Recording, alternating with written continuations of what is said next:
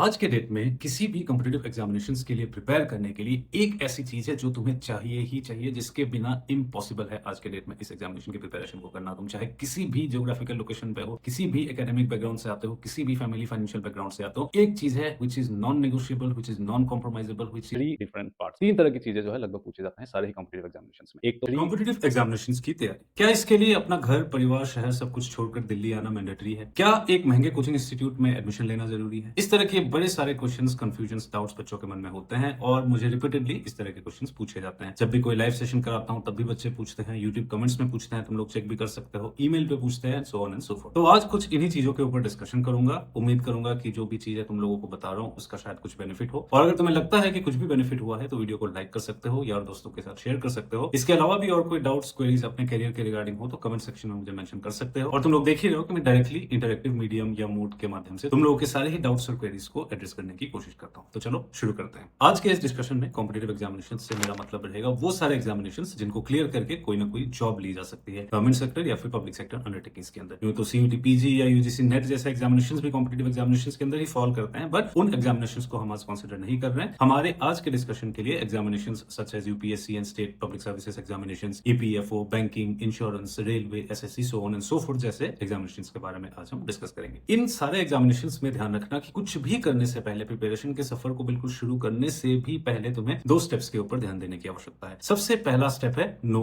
The examination. इस phase में examination को जानने का ये मतलब नहीं है कि तुम प्रीवियस ईयर क्वेश्चन पेपर्स को एनालाइज करो या फिर सिलेबस को डीपली एनालाइज करो। नो, वो जो है प्रिपरेशन के एक लेटेस्ट स्टेज में आता है, उसके बारे में हम बाद में बात करेंगे। पर इस वक्त जो नो द एग्जामिनेशन से मैं समझाना चाह रहा हूं तुम लोग को, वो ये है कि एग्जामिनेशन का जनरल ब्रॉड पैटर्न को तुम्हें समझने की कोशिश करनी पड़ेगी सबसे जल्द। इसमें क्या आएगा? इसमें चीजें आएंगे जैसे कि वैकेंसीज किस तरह के होते हैं, हर साल ये वैकेंसी आती है या साल में 2 बार आती है या 2 साल में 1 बार आई है, किस तरह की फ्रीक्वेंसी में इसके एग्जामिनेशंस कंडक्ट किए जाते हैं, कितने वैकेंसीज ओवर द ईयर आ रहे हैं, यानी कि वैकेंसीज का क्या ट्रेंड है, क्या उसमें कोई ट्रेंड दिख रहा है कि मतलब वैकेंसीज, नंबर ऑफ वैकेंसीज जो है क्या कम हो रहे हैं या सेम मेंटेन हो रहे हैं या बढ़ रहे हैं, टोटल एप्लीकेंट्स का क्या ट्रेंड रहा है पिछले कुछ सालों में, एप्लीकेंट्स टू क्लियरिंग का रेशियो किस तरह का रहा है, क्या कोई स्पेसिफिक स्ट्रीम की रिक्वायरमेंट है एलिजिबिलिटी के लिए, कितने अटेम्प्ट्स होते हैं, कितने एज तक दिया जा सकता है, उस तरह की चीजों को तुम्हें सबसे पहले जानना है नो द एग्जामिनेशन फेज में। मैं फिर से कह रहा हूं, नो द एग्जामिनेशन जो इनिशियल फर्स्ट स्टेप का फेज है, इसमें तुम्हें जाने की आवश्यकता नहीं है into detail syllabus, detail previous year question papers. No, वो एक लेटर स्टेज में आएगा। फर्स्ट स्टेज में तुम्हें बस इन सारी चीजों का ध्यान रखना है और उस एग्जामिनेशन के गहराई को तुम्हें समझना है, क्योंकि कॉम्पिटिटिव एग्जामिनेशन जो है एक समंदर की तरह है। इस पे जो है एक बार तुम जब कूद जाते हो तो वापस निकलना बहुत मुश्किल होता है। इसीलिए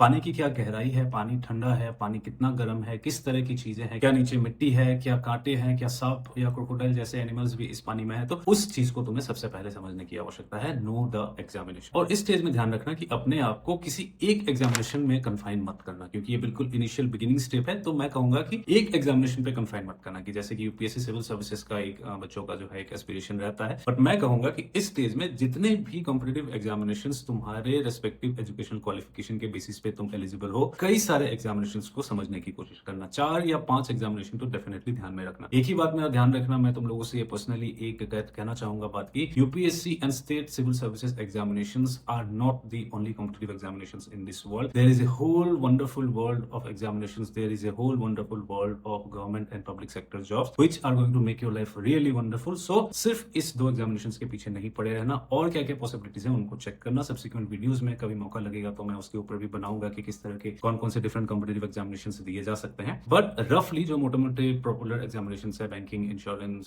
ईपीएफओ, सेबी एटसेट्रा के जो एग्जामिनेशंस है, उनको तुम एक बार शॉर्टलिस्ट करके 4-5 एग्जामिनेशंस के पैटर्न को एनालाइज करने की कोशिश करना और ट्रेंड को एनालिसिस करने की कोशिश करना कि क्या कोई इस तरह का एग्जामिनेशन है कि जिसमें शायद 50 या 60 ही वैकेंसीज हर साल आ रहे हैं, तो उस तरह के एग्जामिनेशन से तुम्हें ज्यादा प्रेफरेंस देना है उन तरह के एग्जामिनेशन में जिसमें नंबर ऑफ वैकेंसीज ज्यादा हो। खैर ये बात है कि नंबर ऑफ वैकेंसीज ज्यादा होंगे तो नंबर ऑफ एप्लीकेंट्स भी ज्यादा होंगे, that is there, that ratio is going to be there. But still जाहिर सी बात है कि अगर किसी एग्जामिनेशन में तुम देख रहे हो पिछले 5 सालों से जो है 60, 70, 80, 50 इतने ही पोस्ट, इतने ही वैकेंसीज आ रहे हैं, उसपे से भी जो है सेपरेट कैटेगरी वाइज रिजर्वेशंस भी है, तो जाहिर सी बात है कि इस एग्जामिनेशन के लिए तुम बिल्कुल बिगिनर जो स्टेज है, तुम्हारा शुरुआत की जो स्टेज है, उस पे शायद तुम नहीं कैपेबल हो पाओगे कंप्लीट करने के लिए जो एडवांस कैंडिडेट्स होंगे। तो इन सब चीजों को ध्यान रखिए, ये फर्स्ट स्टेप या फर्स्ट स्टेज को तुम्हें कंप्लीट करना है। तो नो योर एग्जामिनेशन के फर्स्ट स्टेप या फर्स्ट स्टेज को कंप्लीट करने के बाद जो सेकंड स्टेप या सेकंड स्टेज होगा वो होगा नो योरसेल्फ। ये जो एग्जामिनेशन के पैटर्न को तुम एनालाइज करके सामने लेकर आते हो, इस एग्जामिनेशन पैटर्न के अंदर तुम कहां फिट इन होते हो, इस चीज का तुम्हें नेक्स्ट एनालिसिस करना है, जो कि बहुत ही ज्यादा इंपॉर्टेंट है। क्या तुम्हारे अंदर ऑलरेडी कोई प्रीजुडिसेस है कि जैसे फॉर एग्जांपल मुझे मैथ्स नहीं पसंद, मुझे रीजनिंग नहीं पसंद, मुझे इंग्लिश नहीं पसंद, या कुछ ऐसी चीज है जो तुम्हें जेन्युइनली इस वक्त नहीं आता है कि मुझे इंग्लिश कम्युनिकेशन नहीं आता है, मुझे इंग्लिश कॉम्प्रिहेंशन स्किल्स मेरे पास नहीं है, इंग्लिश राइटिंग स्किल्स मेरे पास नहीं है, जो कि शायद जेन्युइनली तुम्हारे पास नहीं है। तो दो चीजें हो सकती है। एक वो चीजें हैं जिनके बारे में तुम्हारा सिर्फ एक प्रिजुडिस है, वो कोई क्लियरली एस्टेब्लिश चीज नहीं है कि तुम बस ऐसे ही बोल रहे हो कि मुझे मैथ्स नहीं पसंद क्योंकि शायद क्लास 10th या 11th में तुम्हें थोड़े से कम नंबर मिल गए थे, जिसके चलते तुम्हारे अंदर जो है एक फोबिया है कि तुम्हें मैथ्स नहीं आता। That is one thing. और दूसरी चीज होती है कि तुम्हें एक्चुअली जेन्युइन में कुछ चीज नहीं आती। जैसे फॉर एग्जाम्पल तुमने इंग्लिश मीडियम से शायद पढ़ाई नहीं करी, हिंदी या रीजनल मीडियम से तुमने पढ़ाई की थी, और इसके चलते एज ए रिजल्ट तुम्हें जेन्युइनली इंग्लिश राइटिंग या इंग्लिश स्पीकिंग या इंग्लिश रीडिंग में थोड़ी सी प्रॉब्लम्स हैं। तो ये दो चीजें, तो इन तरह की जो चीजें हैं, दोनों ही चीजों को लिस्ट डाउन करना जरूरी है, दोनों ही चीजों को जो है नैरो डाउन करना जरूरी है कि कौन सी वो चीजें हैं जो मुझे असल में नहीं आती है, जिनके ऊपर मैं काम करूंगा तो शायद ठीक हो जाएगा, या कौन सी वो चीजें हैं जिनके बारे में मेरे मन में बिना मतलब के एक डर बैठा हुआ है, जिसको जो भी है उसको भी मैं प्रैक्टिस के माध्यम से ठीक कर सकता हूं। तो इन तरह की चीजों को तुम्हें सबसे पहले फाइंड आउट करना है। Once you know about the examination and the pattern of the examination, next thing should be knowing yourself कि तुम किस तरह की चीजों में बढ़िया कर सकते हो। कि भाई जीके में भी अलग अलग सेक्शंस होता है कि भाई इंडियन पॉलिटी मुझे बहुत इंटरेस्टिंग लगता है, तो पॉलिटी रिगार्डिंग चीजें मैं जल्दी समझ सकता हूँ, या फिर ऐसा होता है कि कुछ लोगों को हिस्ट्री में बहुत ज्यादा इंटरेस्ट आता है कि मैं हिस्ट्री रिगार्डिंग चीजों को बहुत जल्दी कवर कर सकता हूँ। तो उन सारी चीजों को समझने की आवश्यकता है, और ये दोनों स्टेज 1 एंड स्टेज 2 दोनों को एक साथ कोइंसाइड करने की आवश्यकता है कि एग्जामिनेशन की रिक्वायरमेंट क्या है, एग्जामिनेशन क्या मांग रहा है, और क्या वो चीजें तुम्हारे पास है। अगर नहीं है तो उन चीजों को कंप्लीट करके तुम्हें इस पूरे सर्कल को बंद करने की कोशिश करनी है। ये सबसे पहले दो इनिशियल स्टेजेस हैं, और ट्रस्ट में इसके लिए तुम्हें कहीं भी जाने की आवश्यकता नहीं है। अपने घर पे, अपने गांव में, अपने होम टाउन में, अपने फैमिली के साथ कहीं भी बैठ के तुम इस फर्स्ट स्टेज को कर सकते हो। मेरा ये पर्सनल रिक्वेस्ट रहेगा तुम लोगों को, ये फर्स्ट दो स्टेजेस करने से पहले प्लीज मत कूद जाना पानी में, मत अपना घर बार फैमिली छोड़ करके जो है दिल्ली चले जाना, करोल बाग चले जाना, या कहीं राजेंद्र नगर चले जाना। Please do not do that. पहले इन दोनों स्टेजेस को सबसे अच्छी तरीके से समझने की कोशिश करो, क्योंकि एक बार तुम कूद जाओगे तो फिर तुम्हें ये नहीं मौका मिलेगा कि इन दोनों चीजों के ऊपर तुम सोच पाओ। ठीक है, तो दिस इज वन थिंग। अब नेक्स्ट सबसे important and essential part of the video की कॉम्पिटिटिव एग्जामिनेशंस के लिए रियल में एक्चुअली क्या चीजें चाहिए, असल में कौन कौन सी चीजों की आवश्यकता है। वैसे चाहिए होने को, चाहने को तो जिंदगी में बहुत कुछ होता है कि बहुत सारी चीजें होती तो जिंदगी बेटर होता, कि मतलब 3 लाख रुपए की मैं कोचिंग ले लेता तो जिंदगी और शायद बेटर होता, या फिर मैं दिल्ली में रहता तो मेरी शायद जिंदगी और बेटर होता, या फिर शायद मैं इंग्लिश मीडियम स्कूल में ही बचपन से पढ़ता तो शायद जिंदगी और बेहतर होता। ऑल ऑफ दोस थिंग्स क्या होता, क्या बेहतर होता, क्या चाहिए, उसका तो कोई अंत नहीं। बट क्या वो बेयर मिनिमम चीजें हैं, सबसे मिनिमम में चाहिए ही चाहिए एक कॉम्पिटिटिव एग्जामिनेशन को देने के लिए, उन चीजों के बारे में मैं बात करने की आज कोशिश करूंगा। आज के डेट में किसी भी कॉम्पिटिटिव एग्जामिनेशंस के लिए प्रिपेयर करने के लिए एक ऐसी चीज है जो तुम्हें चाहिए ही चाहिए, जिसके बिना इम्पॉसिबल है आज के डेट में इस एग्जामिनेशन की प्रिपरेशन को करना। तुम चाहे किसी भी जियोग्राफिकल लोकेशन पे हो, किसी भी एकेडमिक बैकग्राउंड से आते हो, किसी भी फैमिली फाइनेंशियल बैकग्राउंड से आते हो, एक चीज है which is non negotiable, which is non compromisable, which is required and चाहिए चाहिए। वो चीज क्या है? That is internet connectivity. Without internet connectivity and the associated paraphernalia, मतलब उसके साथ जो जो भी डिवाइसेस वगैरह की रिक्वायरमेंट होगी पढ़ाई को करने के लिए, उसके बिना आज के डेट पे कॉम्पिटिटिव एग्जामिनेशंस की तैयारी तुम नहीं कर सकते हो। भले तुम जो है झारखंड में कहीं रहते हो, या फिर दिल्ली के बिल्कुल सेंट्रल दिल्ली के चाणक्यपुरी, या फिर तुम कनॉट प्लेस या राजेंद्र नगर में भी रहते हो, तो without internet, without these basic devices you cannot do your preparation. तो चाहे और किसी चीज पे इन्वेस्ट करो ना करो, चाहे और कोई इंफ्रास्ट्रक्चर तुम्हारे पास अवेलेबल हो ना हो, ये चीज तुम्हारे पास होनी चाहिए। एक 5G कनेक्टिविटी आज के डेट पे बहुत रिक्वायरमेंट है।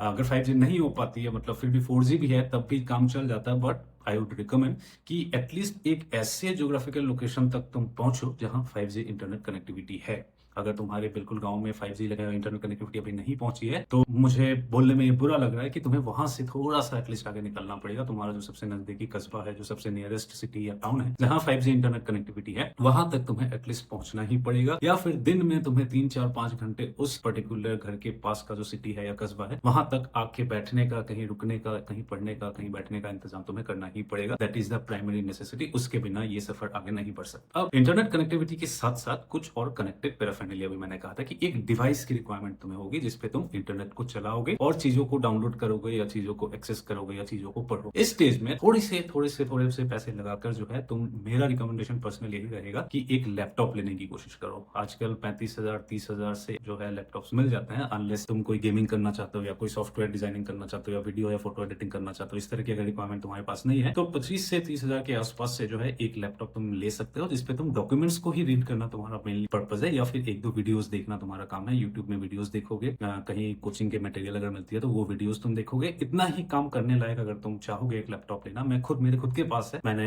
28,000 रुपए का एक लैपटॉप लिया था, मैं उसको इस्तेमाल करता हूँ। तुम लोगों के लिए नोट्स या लेक्चर्स या क्लासेस बनाने के लिए भी मैं उस लैपटॉप को इस्तेमाल करता हूँ, तो that is not a problem. इतने तक का एक लैपटॉप मिलेगा, उस पे तुम्हें इन्वेस्ट करना पड़ेगा, नहीं तो बहुत सारी दिक्कतों का सामना तुम करोगे। और मोबाइल फोन या छोटे डिवाइसेस पे अगर ज्यादा तुम फोकस करोगे तो कई तरह के प्रॉब्लम्स आ सकते हैं, जैसे कि स्टोरेज इश्यूज आ सकते हैं। और पढ़ने के लिए कांस्टेंट अगर पढ़ना हो तो स्क्रीन को देखना, पीडीएफ्स को देखना, पीडीएफ्स को पढ़ना, उनको अंडरलाइन करना, साइमल्टेनियसली नोट्स बनाते हुए जाना, फोल्डर वाइज जो है चीजों को अरेंज करके स्टोर करना कि भाई जीएस1 के लिए अलग फोल्डर है, ज्योग्राफी के लिए अलग फोल्डर है, प्रीवियस क्वेश्चन का अलग फोल्डर है। इस तरह की एफिशिएंसी के लिए तुम्हें एक लैपटॉप लेना आवश्यक होता है। अगर हो सके, अगर बहुत ज्यादा दिक्कत ना हो तो कोशिश करना कि मतलब आजकल मोबाइल फोन्स भी लगभग 20-22 हजार 15,000 के आसपास मोबाइल फोन्स भी आते हैं, तो थोड़े से 8-10 हजार रुपए और जोड़ के अगर एक लैपटॉप ले सको that would be really better. अब ये चीज जब तुम इंश्योर कर लोगे, अपना कनेक्टिविटी और एक डिवाइस जब तुम इंश्योर कर लोगे, इस क्रोनोलॉजी में, इस सीक्वेंस ऑफ इंपॉर्टेंस में नेक्स्ट जो चीज आएगा that is the relevance of A mentor. एक मेंटर का होना, एक जिसको हम हिंदी में मार्गदर्शक कहते हैं, मैं नॉट नेसेसरीली मैं ये नहीं कह रहा हूँ कि किसी कोचिंग इंस्टीट्यूट के किसी टीचर की रिक्वायरमेंट है, तुम्हें एक मेंटर का रिक्वायरमेंट है, तुम्हें एक मार्गदर्शक का रिक्वायरमेंट है, जिससे तुम बात कर सको, जो तुम्हारे लिए अवेलेबल हो। मतलब ऐसा तो नहीं हो सकता कि 24/7 हर वक्त कोई तुम्हारे लिए अवेलेबल होगा, बट एक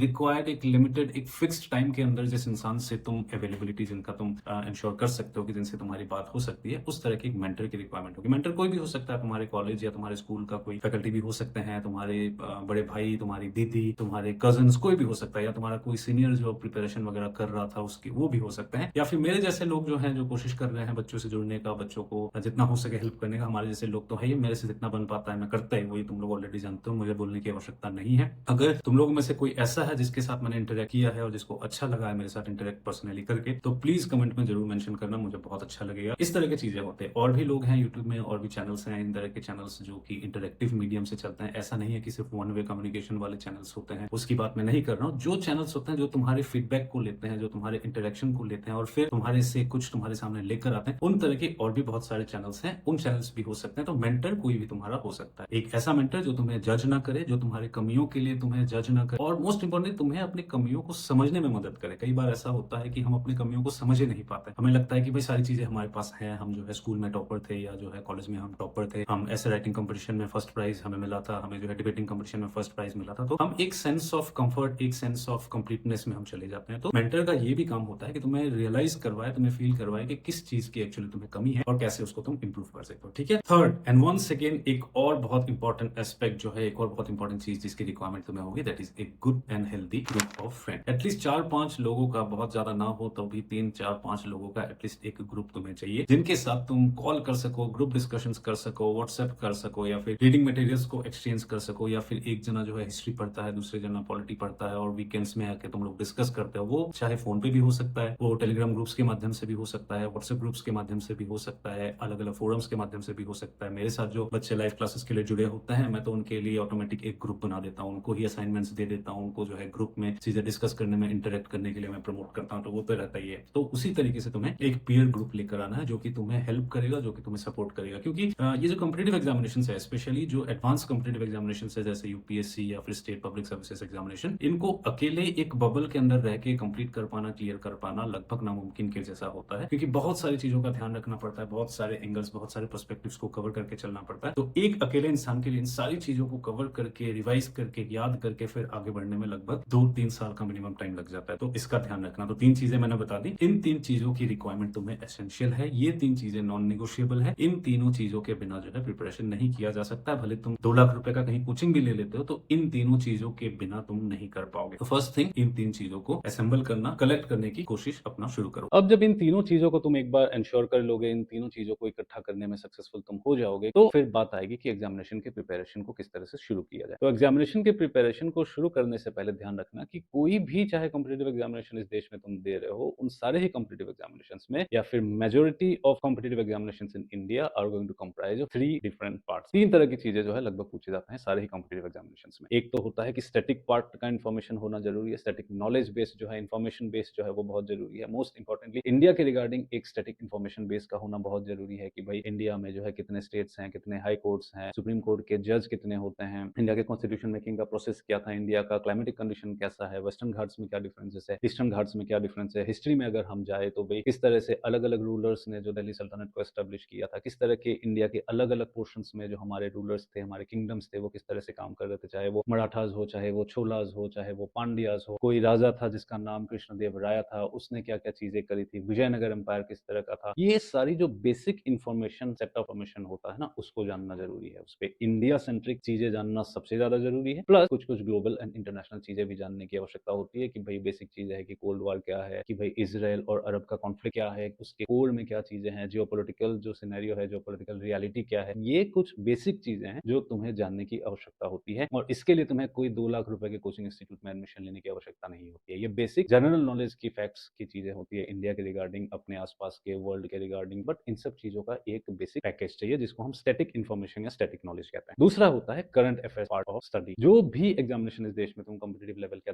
देना जाओ या देना चाहो, तुम बिना करंट अफेयर्स के इस एग्जामिनेशन को नहीं दे सकते। हर एक एग्जामिनेशन में कुछ ना कुछ portion of current affairs definitely रहेगा। अगर इन एग्जामिनेशन को दे रहे हो जिनमें बहुत ज्यादा पोर्शन होता है करंट अफेयर्स का, बहुत ज्यादा रेलेवेंस होता है, तो उन एग्जामिनेशन के लिए तुम्हें जो है कल्टिवेट करना है, तुम्हें डेवलप करना है the entire system of reading newspapers. Otherwise अगर दूसरे एग्जामिनेशन दे रहे हो जिनमें ऐसे ओवरवेलमिंग रेलेवेंस नहीं होता, जिनमें है कि मतलब 200 टोटल मार्क्स है पूरे क्वेश्चन पेपर का, जिसमें हिस्ट्री भी है, ज्योग्राफी भी है, साइंस भी है, एक्सेट्रा एक्सेट्रा, उन तरह के जो एग्जामिनेशन है उसके लिए फिर तुम जो भी कई भी कोचिंग इंस्टीट्यूट्स के जो है आजकल ऑनलाइन पोर्टल या वेबसाइट के माध्यम से जाकर तुम चीजें चेक कर सकते हो, जो कि regularly daily current affairs section आता है। वो बस गूगल में सिंपली जाके टाइप कर देना डेली करंट अफेयर्स, ऊपर सबसे ऊपर जो भी वेबसाइट आ रहा होगा उसी को तुम रेफर कर सकते हो। इसकी कोई खास इतनी कोई डिफरेंस नहीं क्रिएट करेगा, क्योंकि हर कोई जो है लगभग अपने रिसर्च टीम रखते हैं। बड़े बड़े इंस्टीट्यूट्स हैं, 3-3 4-4 लाख रुपए का फीस लेते हैं, तो इसलिए उनके पास जो है एक रिसर्च टीम होता है जो इन सब चीजों को करते रहते हैं। तो वहां से जाके तुम चेक कर सकते हो, या फिर ऑफलाइन मैगजीन भी आते हैं, कंपटीशन रिगार्डिंग मैगजीन आते हैं, अगर वो तुम्हारे गांव में या शहर में अवेलेबल है तो उसको भी कर सकते हो। अदरवाइज घर बैठे जो है तुम इन सारे वेबसाइट्स के माध्यम से अपनी करंट अफेयर्स की प्रिपरेशन को करते हुए आगे चल सकते हो। थर्ड है क्वालिफाइंग एग्जामिनेशन की चीजें, इंफॉर्मेशन जो तैयार करना होता है, उसके लिए एक डिफरेंट सेट ऑफ स्किल्स की रिक्वायरमेंट होती है। उसको मैं एक दूसरे वीडियो में तुम लोगों के लिए कवर कर दूंगा, बट वो भी मेरे कहने का मतलब है कि अगर प्रैक्टिस करोगे, अगर वक्त दोगे, अगर डेडिकेशन डालोगे, तो वो भी जो है तुम खुद से धीरे धीरे धीरे धीरे करके प्रिपरेशन को अपना शुरू कर सकते हो। ठीक है, तो कोचिंग की क्या रिक्वायरमेंट है या नहीं है, उसके ऊपर अगर मैं समराइज करना चाहूँ, अगर तुम लोगों से मैं बताना चाहूँ कि do you need a expensive coaching immediately to start your preparation, तो मैं कहूंगा कि इमीडिएटली बिगिनर्स को तो इतने हाई पेइंग कोचिंग्स में नहीं जाना चाहिए, क्योंकि कोचिंग इंस्टीट्यूट में जब तुम जाते हो, most importantly examinations like civil services examinations, जो कि बहुत ही ब्रॉड सिलेबस होता है, जो कि बहुत ही वाइड सिलेबस होता है, और इन इंस्टीट्यूट्स को जो है उसको कंप्रेस करके तुम्हें 7 महीने 8 महीने के अंदर पढ़ाना होता है। तो वो अपने जो उनके एक्सपर्ट रिसर्च टीम होते हैं, रिसर्च कमिटी होती है, वो जो है प्रीवियस ईयर ट्रेंड्स को एनालाइज करते हुए, इस साल के प्रोबेबल क्वेश्चंस को गेस करते हुए जो है वो अपने रीडिंग मटेरियल्स को तैयार करते हैं और तुम लोगों को पढ़ाते हैं। बट ओवर द ईयर्स देखने को मिल रहा है कि गवर्नमेंट का भी बहुत ज्यादा क्रैकडाउन होते हुए दिख रहा है कि कोचिंग इंस्टीट्यूट्स पे थोड़ा सा कंट्रोल करने की आवश्यकता है, वो चीजें बता रही है गवर्नमेंट। तो क्वेश्चन पेपर्स जो है थोड़े से अनप्रेडिक्टेबल दिखने को मिल रहे हैं हमें, कि इस साल अगर यूपीएससी प्रीलिम्स का क्वेश्चन पेपर भी तुम देख लो तो कोई नहीं प्रेडिक्ट कर पाया था कि इस तरह के क्वेश्चन भी शायद पूछे जाए। तब वो क्वेश्चन